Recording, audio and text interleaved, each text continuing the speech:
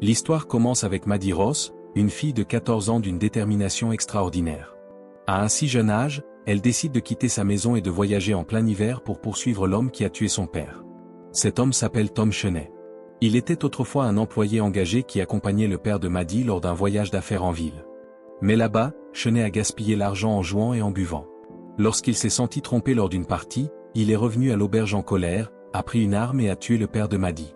Il a ensuite volé son cheval, pris 2 pièces d'or dans la poche de la victime et s'est enfui. Personne en ville ne connaissait ou ne se souciait du père de Maddie, donc il n'y a eu aucune tentative de poursuite du coupable. Cheney pensait peut-être que son crime resterait impuni, mais il ne savait pas à qui il avait affaire. Maddie est arrivée en ville peu après et sa première démarche fut de s'occuper du corps de son père. Elle a demandé à un serviteur de la famille de ramener le corps à la maison pour qu'il puisse être enterré correctement. Mais à partir de ce moment, Maddie décida de rester et de traquer elle-même le meurtrier de son père. Faute d'argent, Maddie dut rester à la morgue. Le gardien lui permit d'y dormir tant qu'elle osait dormir dans la même pièce que 3 criminels exécutés en attente d'enterrement. Bien que choquée au début, Maddie choisit finalement d'assister à leur exécution en personne. Après l'exécution, Maddie se rendit au bureau du shérif pour demander des nouvelles de l'affaire de son père, mais la réponse fut profondément décevante. Le shérif expliqua que Cheney figurait bien sur la liste des recherchés, mais en bas du classement en raison de ressources et de personnel limité, ce qui signifiait qu'il n'était pas certain que Cheney serait jamais capturé. En entendant cela, Maddie refusa de rester silencieuse. Elle chercha l'aide d'un homme nommé Rooster Cockburn, un shérif connu pour être dur et inflexible. Rooster avait la réputation d'un chasseur de primes intrépide, ce qui lui valut le surnom de « Trou gris », quelqu'un avec un courage et une détermination extraordinaires. En 1789, le gouvernement américain avait adopté une règle exigeant que chaque ville dispose d'un homme de loi indépendant ou d'un cow-boy pouvant être appelé en cas de surcharge des forces de police. Dans ces situations, des hommes comme Rooster devenaient précieux. Après avoir découvert où se trouvait Cockburn, Maddie alla directement le rencontrer. Elle s'approcha innocemment des toilettes publiques où se trouvait Cockburn et lui expliqua qu'elle avait vraiment besoin de son aide pour attraper Cheney. Mais Cockburn ne voulait pas être dérangé et la repoussa. Cette nuit-là, rejetée par Cockburn, Maddie choisit de dormir de nouveau à la morgue avec les 3 corps exécutés. Le lendemain matin, Maddie visita le partenaire commercial de son père pour récupérer une dette. Elle demanda également une compensation pour le cheval volé par Cheney. Maddie savait que Cheney avait travaillé pour cet homme et le tenait donc responsable. Mais l'homme refusa, disant que Cheney n'était plus son employé. Maddie ne céda pas et menaça d'aller en justice si elle n'était pas payée. Finalement, l'homme n'eut pas d'autre choix que de donner l'argent à Maddie. Avec l'argent en main, Maddie s'enregistra à l'hôtel où son père avait autrefois séjourné. Là, elle ressentit une vague de tristesse en voyant les anciens objets de son père. Le lendemain, elle retourna au tribunal pour chercher Cockburn. À son arrivée, il était en procès pour un meurtre, mais grâce à sa réputation exceptionnelle de cow-boy, il gagna facilement l'affaire et fut libéré. Après le procès, Maddie l'approcha immédiatement et lui fit une offre. Elle voulait officiellement engager Cockburn pour $50 s'il pouvait attraper Cheney. Mais Cockburn refusa encore, ne croyant pas qu'une jeune fille comme Maddie avait autant d'argent. Le lendemain matin, quand Maddie se réveilla, elle trouva un homme qui l'attendait. Lorsqu'elle lui demanda son identité, il se présenta comme Lauf, un Texas Ranger ou cow-boy chargé de traquer les fugitifs à travers le Texas. Lauf était en mission pour capturer Cheney parce qu'il avait tué un officier du Texas. Comme le père de Maddie était aussi une victime, Lauf venait chercher les dernières informations sur la localisation de Cheney. Il s'avéra que Lauf poursuivait Cheney depuis longtemps, mais ne l'avait pas encore attrapé. Après avoir entendu l'histoire de Lauf, au lieu de l'aider, Maddie se moqua de lui en disant qu'elle et Cockburn attraperaient Cheney en premier. Lauf resta calme malgré la confiance de Maddie. Il proposa même de faire équipe, mais Maddie refusa catégoriquement, ne voulant pas que Cheney soit jugé au Texas, mais dans sa ville natale. Frustrée, Lauf partit. Peu après, Maddie alla dans un ranch pour acheter un cheval où elle repéra un beau cheval noir qu'elle décida d'acheter et nomma Little Black. Ensuite, Maddie se rendit chez Cockburn, qui fut surpris de la voir, ne s'attendant pas à ce qu'elle soit sérieuse quant à l'engager. Voyant sa détermination, Cockburn accepta enfin et lui demanda de revenir le lendemain matin à 7 heures. Ce matin-là, Maddie arriva à l'heure, mais ne trouva pas Cockburn.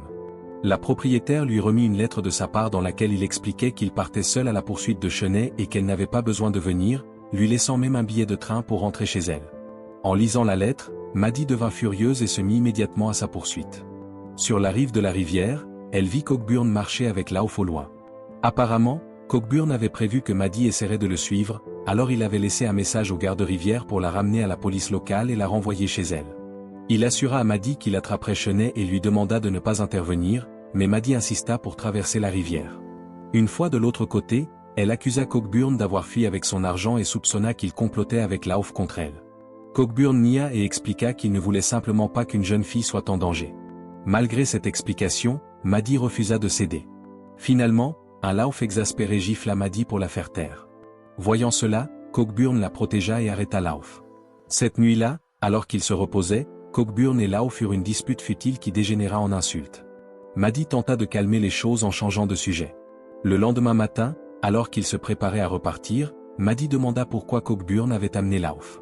Il s'avéra que Lauf avait aussi engagé Cockburn pour attraper Chenet. Maddie fut furieuse, ne voulant pas que Chenet soit emmené au Texas. Au milieu de la dispute, Lauf se moqua de Cockburn qui recevait des ordres d'une enfant, ce qui déclencha une autre bagarre et conduisit Cockburn à annuler leur partenariat et à chasser Lauf. Ce ne fut plus qu'avec Cockburn que Maddie continua le voyage.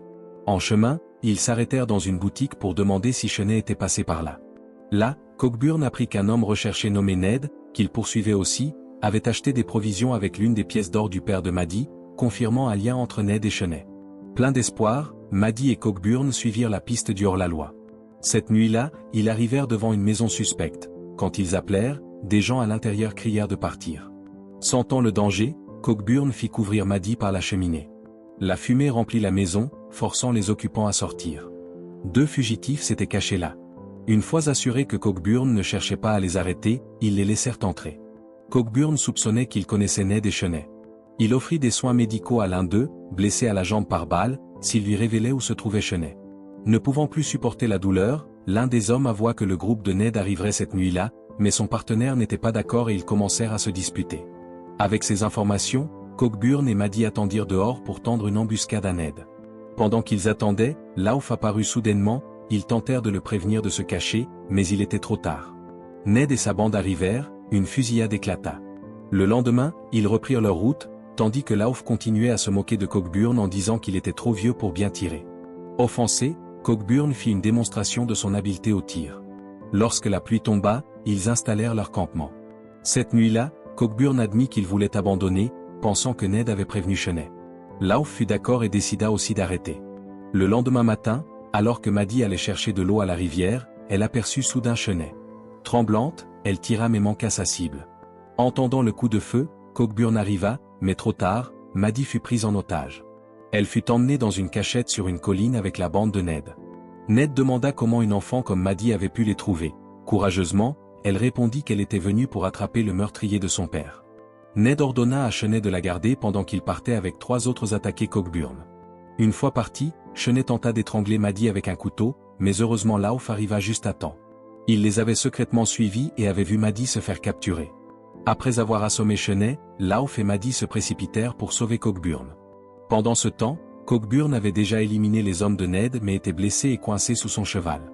Alors que Ned s'apprêtait à lui tirer dessus, Lauf arriva et tua Ned d'un coup de feu. Juste au moment où la situation semblait sûre, Chenet tendit une embuscade à Lauf. Dans le chaos, Maddie tomba dans un piège en essayant de fuir.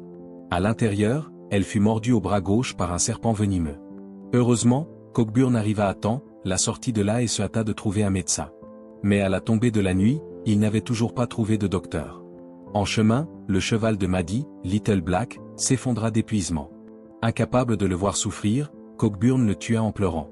Maddie fut dévastée, bien qu'elle sache que Cockburn l'avait fait par compassion. Avec ses dernières forces, Cockburn porta Maddie à travers la neige qui tombait, ignorant le froid et la fatigue, concentré uniquement sur le sauvetage de sa vie. Finalement, il réussit. À partir de ce jour, Maddie ne revit jamais Cockburn. Les années passèrent et Maddie grandit, ayant perdu son bras gauche à cause de la morsure du serpent. Ce jour-là, Maddie prévoyait de visiter la ville où elle avait rencontré Cockburn pour la première fois, espérant le revoir, mais à son arrivée, un ami de Cockburn lui annonça que l'homme était décédé. Apprenant la disparition de ce héros, Maddie fut profondément attristée.